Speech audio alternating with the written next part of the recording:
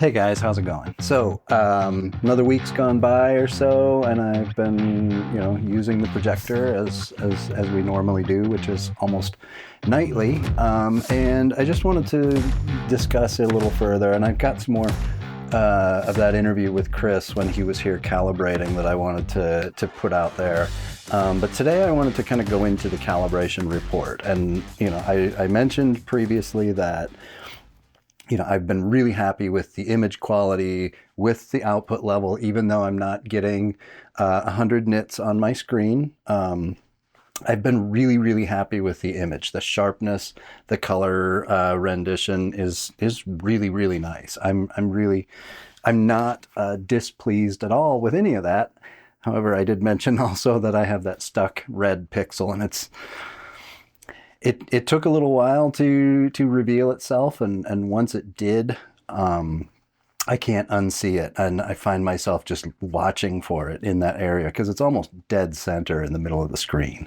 But what it really requires is for an image where the red levels in that area of the screen drop dramatically, and you can just see it. When it's a very blue or green image is when it really makes itself known, and it does. So working to get that taken care of with JVC.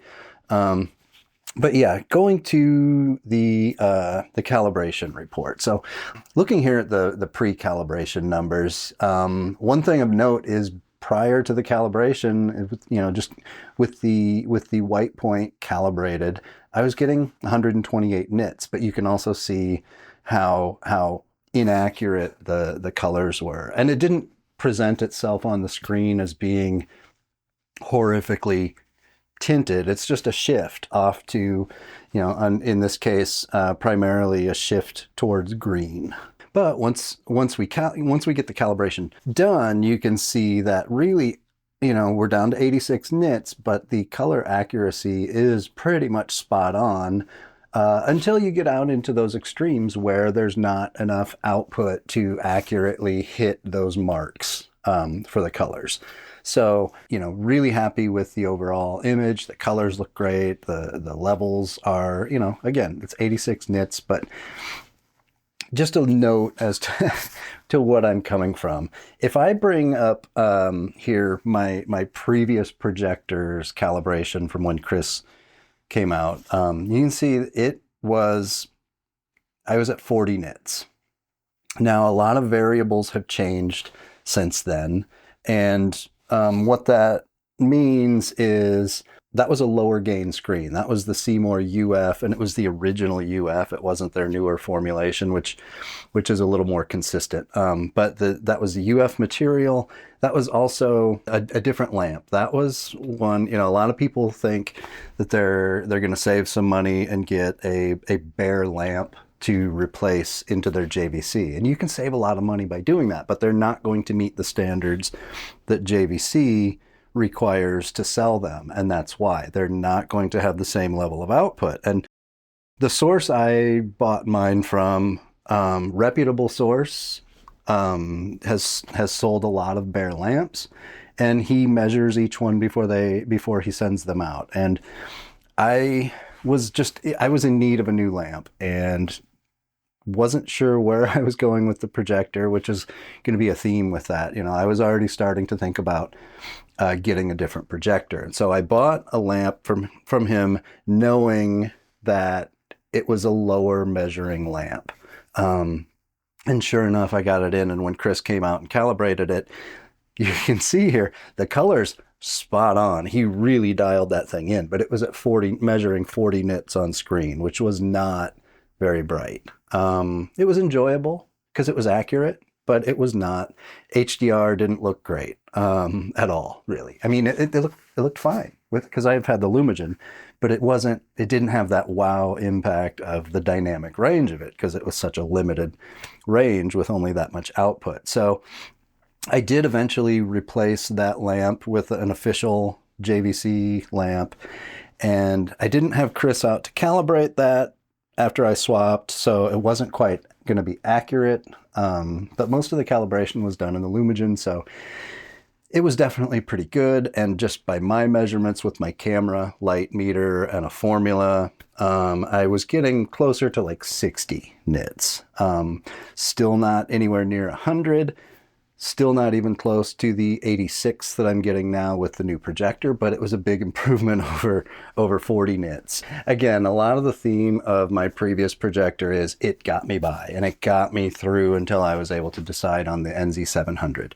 And part of that is the X790R that I had didn't have any tone mapping to speak of. It claimed to be HDR, but there was no dynamic tone mapping. It was a thing that you had to kind of set for each source. And as we kind of know at this point now, HDR encoding can be all over the map, and dynamic tone mapping is kind of a must at this point, especially if it can go scene by scene or frame by frame. So the Lumagen provided that, but then also what it provided for me, for dynamic tone mapping, if you have a 16:9 screen, maybe a JVC is going to do it. Sony's dynamic tone mapping is improved, but I don't think it's as good as JVC's. But like, a lot of people ask me if it's worth having a Lumagen or MadVR in the chain. And I honestly think if you have a scope screen, it's a no-brainer. It is such an incredible tool for instantly swapping, fitting your aspect ratio to your constant image height screen, plus the tone mapping that it provides.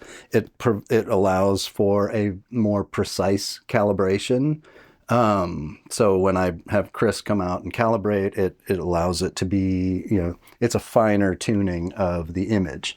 And so I really think the Lumagen has been worth its weight in gold already. And theoretically, it can last for much, much longer. It's still getting updates, even though the product, as it stands right now, this product has been on the market for like 8.5, 9 years, I think. All of the firmware upgrades for 8.5, 9, 10 years, however long it's been, firmware upgrades are always free. So you're adding new features, new capabilities to a product that you've owned since the mid 2010s. Pretty incredible for me. A case like yours where we have a big widescreen like this, having a video processor in the loop really helps out with, aspect ratio control, HDR processing, but, again, getting the tightest possible calibration that you can get, things like that. So it's a nice value add for that. But it's also roughly the cost of an NZ, depending on what model you're getting, you have to weigh the pros and cons of it and stuff.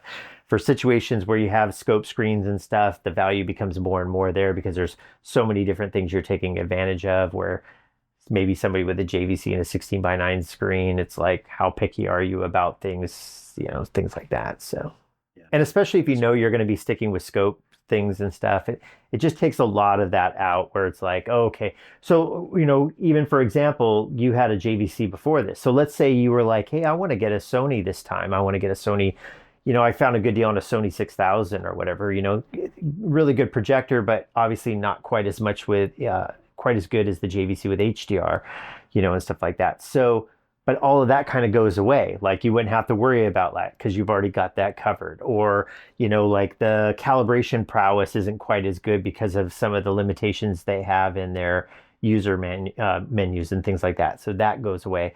So sometimes buying something like that, whether it's a Lumagen, MadVR, or something like that, makes it where some of the key features or limitations of a design are no longer valid. Now you can look at like more of raw performance, like, okay, what kind of lens am I going to get? What kind of color am I going to get? What kind of light am I going to get?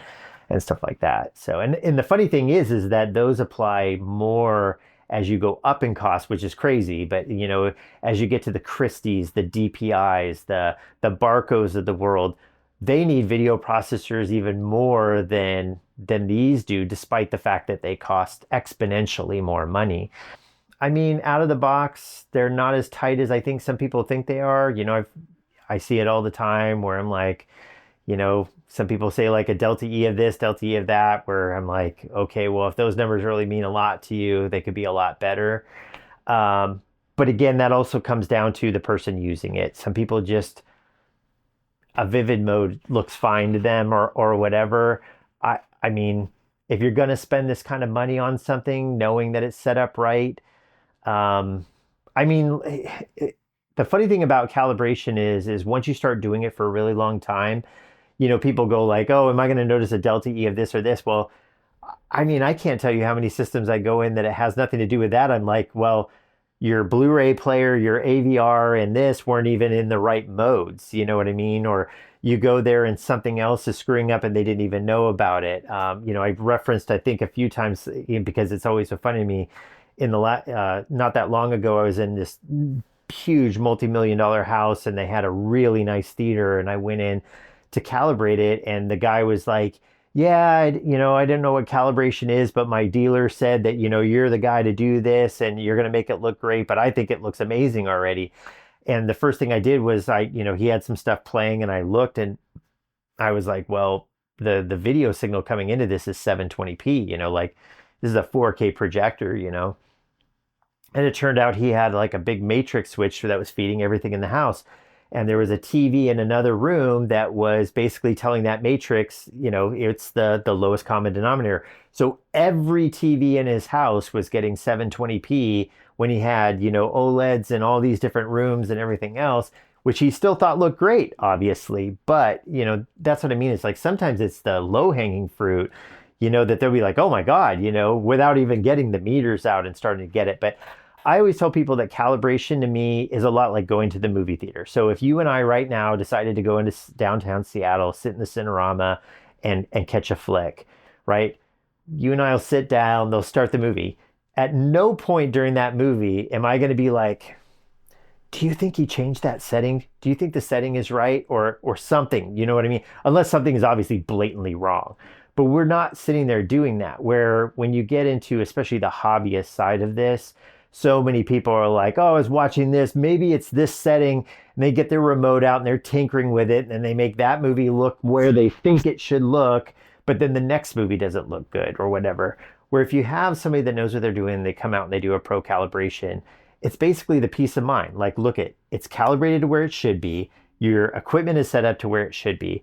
So just watch the content. If movie X doesn't look as sharp as you'd like, or it looks a little flat, or the colors aren't quite as poppy as you think they should be, well, maybe the next movie will look like that. We have gotten to the point where I feel like most of the equipment is getting out of the way, and more of what we're seeing with a movie, oh, that looked a little soft, that looks a little flat in the contrast, that the colors look a little muted, has way more to do with the director's intent, or when was it shot, what was it shot with.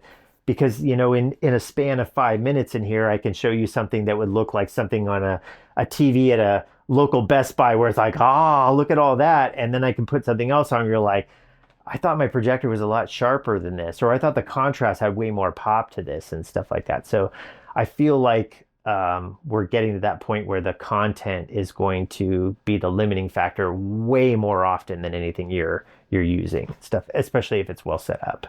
So one of the other questions I asked Kris had to do with kind of, you know, you see a lot of folks putting their settings that they put into their projector or their TV or whatever, putting them up on the internet, and other people grabbing those thinking they're calibrating their display. And while they're not calibrating it, you can get into the ballpark that way. And this is actually an interesting that I asked Kris this question, because 20 minutes later I found out I had the stuck pixel. So I'm really curious as to, so I've exported the NZ700 settings onto a thumb drive, and when I get it replaced, I'll be able to pop that thumb drive into the replacement and load those settings. And so I'm really curious, since most of my calibration is handled in the Lumagen, I'm really curious as to how those settings will translate over to a replacement projector, and what it will, you know, like I'll have Kris come out to calibrate the new projector, but I'm interested to see how this one with the calibration in the Lumagen will compare with that same calibration in the Lumagen applied to the new projector, and just look at the calibration measurements and see how they compare from this one to a replacement with the exact same settings. Because really, if I understand it correctly, all Kris calibrated in the projector itself was balancing out the white point so that the RGB values hitting the screen from the projector from a pattern were equal. And then all of the fine tuning of the calibration happens in the Lumagen. So theoretically, if I put all the settings in a new NZ700, calibrate that white point, theoretically they should measure pretty close to the same, I would think. But Kris might have some other thoughts on that. We'll definitely find out when I get this thing replaced. But yeah, Kris answered some questions about that. What is it? What can you expect by putting someone else's settings into your display, and what can you expect from that in 2025? Knowing that no two displays are identical, and the variance from unit to unit can be relatively extreme, actually. So it's interesting to know, like, who should be getting a calibration, because like I said, I put this up and it looked pretty darn good. It looks a lot better now, but like calibrations aren't cheap. But my thought is, when you're spending this much on a projector, you should be getting the best image you possibly can out of that. But here's what Kris thought on the subject of going online and downloading someone's settings to use in your display. It really depends on the display technology. So let's take flat panels, for example. So flat panels are an emissive display. If you think about like when Dolby Vision first came out, one of the things that they would do is they have a golden reference. So let's say you have a line of TVs, let's say an OLED, right? And at the factory, they build all these to a certain tolerance. They're all the same, panels and things like that. They all, again, they're self-emissive and everything. So they're all going to be probably within a, let's say a 5%, plus or minus, probably even not even that much. So when they were doing like the golden reference, they measure, I don't know, so many of these, and they're like, hey, they're all within this. We could just load this file in and it should apply across all of them for the Dolby processing and stuff. And obviously you can have a calibrator come out, calibrate, and they tweak that to your display specifically, right? But how much of a difference really does that make? Probably pretty low. So on those kind of displays, again, because of the fact of how they're made and the display technology used, if you're copying the settings from somebody that knows what they're doing, you know what I mean, and it's the same model and blah blah blah, yeah, I think more often than not, you're probably going to be in a pretty tight window. Is it going to be exactly the same? No. Now, obviously, you have to take into account with the self-emissive display, like what's the room that you're in. So, the settings for a room that's quite a bit different than your room in terms of ambient light that you're competing with and things like that could be quite a bit different than a guy that has a dark lit room or something, because you might want to use this gamma or not, but it should work. Projection, it's just because it's a different animal, because this projector I could have in infinitely different rooms, infinitely different screen sizes, infinitely different types of screens, whether it's the gain, whether it's coatings, and all those things like that. Now, if you found somebody that had almost exactly the same as this, almost exactly the same as that, you probably, could find a decent baseline. But then you also still have to take into account, like, okay, so that guy calibrated his, but how was that calibration done? Was it done with, just a hobbyist meter and he kind of winged it?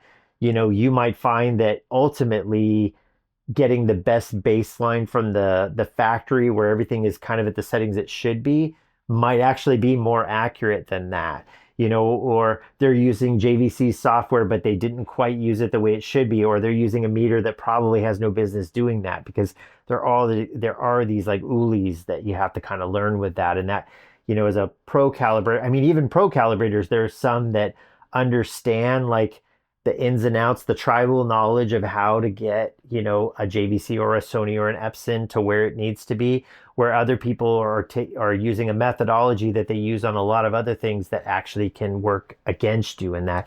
And, people have commented on that before. And that isn't because anybody's trying to screw it up or has a sinister, agenda to that. It's just, as a calibrator, it isn't like every month all the calibrators get in a room and like, hey guys, there's a bunch of new displays out here. Let's talk about the ins and outs of all of them.